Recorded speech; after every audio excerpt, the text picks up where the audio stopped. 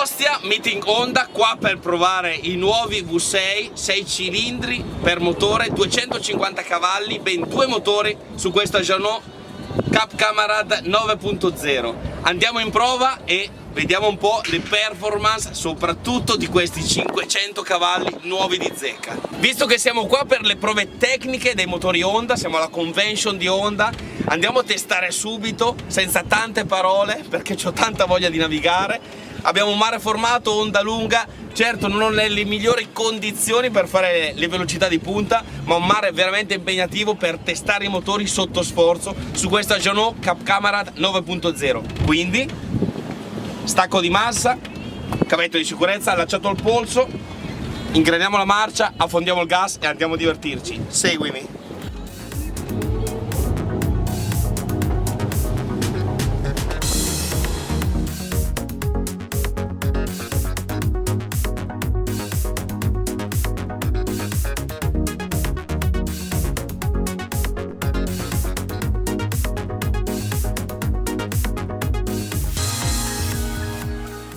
Questo video non potevo non farlo, infatti è dedicato ad Andrea e Andrea, sai benissimo di che Andrea sto parlando.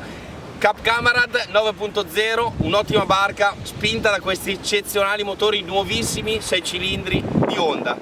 I motori si sono dimostrati corposi e sempre pronti a rispondere anche con questo mare formato e queste onde molto lunghe e aggressive. Mi sono divertito, ci siamo divertiti a navigare con questa Cup Camarade, con questi 500 cavalli, quindi non mi resta che dirti che tutte le informazioni tecniche e commerciali le trovi nella descrizione del video qui sotto per saperne di più di questi fantastici nuovi motori pronti alla vendita da settembre 2018. Oltre alla descrizione trovi anche tutti i contatti per poterti mettere in contatto con noi, fissare un appuntamento e venirci presto a trovare. Barche Bellandi, Lago di Garda, da Ostia è tutto, buon vento e occhio sempre al meteo.